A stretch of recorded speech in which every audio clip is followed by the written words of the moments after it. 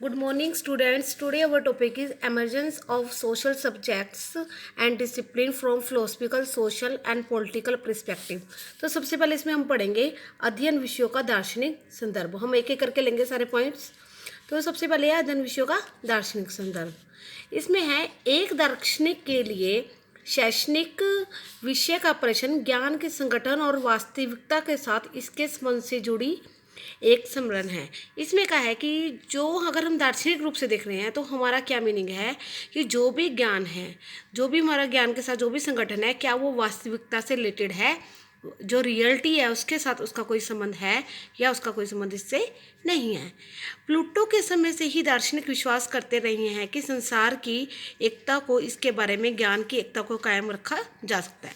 कहते जब प्लूटो का टाइम था उस टाइम से ही लोगों का ये ओपिनियन बना हुआ है कि जो संसार है, जो संसार की जो एकता है उसको कायम रखने के लिए क्या है, जो ज्ञान में जो एकता है वो भी कायम होनी चाहिए. इसका अर्थ है कि दार्शनिकों ने वास्तविकता और ज्ञान को एकीकृत सिद्धांत को विकसित किया है.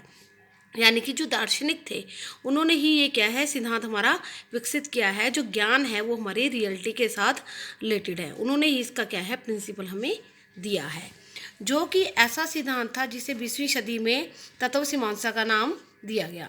कहते ये जो सिद्धांत था इसको सबसे पहले कौन सा नाम दिया गया, तत्व मीमांसा. तत्व मीमांसा का इसको क्या है, नाम दिया गया.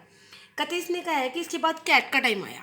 तो कैट ने कहा उस समय के कि दर्शन तत्व मीमांसा को दूर होता चला गया. जब कैट का टाइम आएगा तो ये सारी चीज़ें क्या हैं, दूर होती चली गई और ज्ञान पर आधारित होता गया. अब क्या है, हर चीज़ किससे रिलेटेड थी, सिर्फ नॉलेज से ही रिलेटेड थी.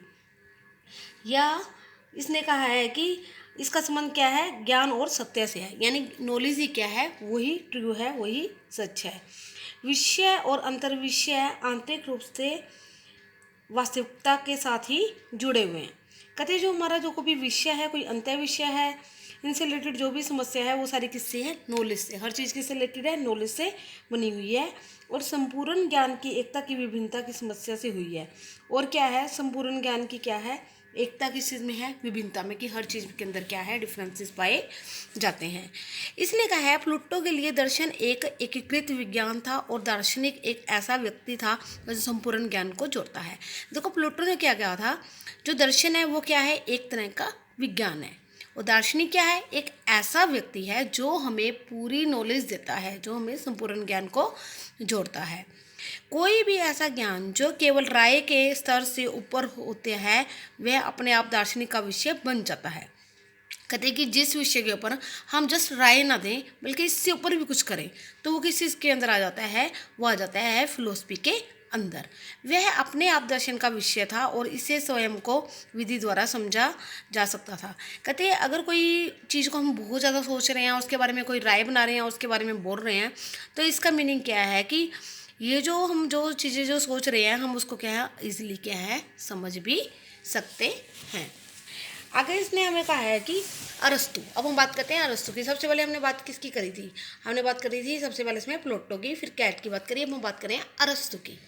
अरस्तु ने सबसे पहले ज्ञान का विभाजन किया. अरस्तु ने क्या है, ज्ञान को क्या है, डिवाइड करना क्या है, स्टार्ट कर दिया और इसे सैद्धांतिक और व्यवहारिक उद्देश्य खोज के रूप में विभाजित किया.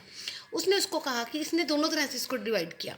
इसने इसको सिद्धांत के अकॉर्डिंग भी किया और इसने क्या है, व्यवहार के उद्देश्य के रूप में भी क्या है, इसको एक खोज के रूप में, कुछ नया खोजना, कुछ नया क्रिएट करना, इसके रूप में भी इसने इसको क्या है, विभाजित कर दिया.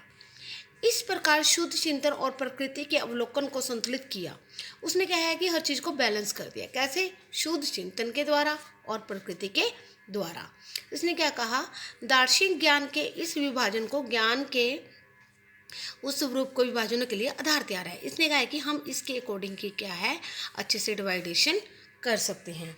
इसके बाद इसने कहा है कि जब ये हो गया अरस्तु का, उसके बाद इसने कहा है जो 20वीं सदी थी उसमें क्या है, सबसे ज़्यादा प्रधानता किसको दी गई, विज्ञान को दे दी गई.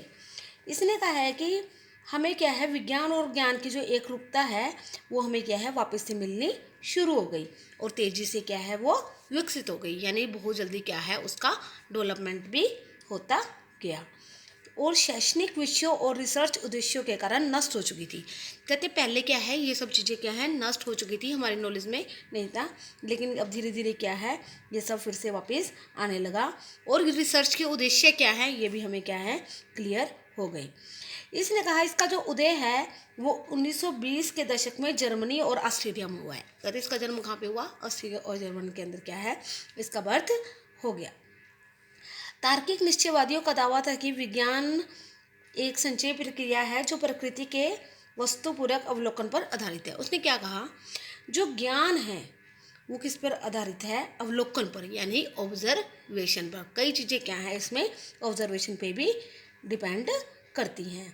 उन्होंने वैज्ञानिक विधि को परिभाषित किया और ज्ञान और के सिद्धांत की पुष्टि करने के विचार को बढ़ावा दिया। उन्होंने कहा कि जो वैज्ञानिक विधि है, हमें क्या है, साइंटिफिक मेथड का ही यूज़ करना चाहिए और उसके अकॉर्डिंग ही नॉलेज को और प्रिंसिपल्स को लेना चाहिए, उसके अकॉर्डिंग ही हमें देखना चाहिए। और इसने कहा है कि कुछ तार्किक यानी कुछ लॉजिकली भी इसके बारे में सोचा जाए, इसे कहा गया।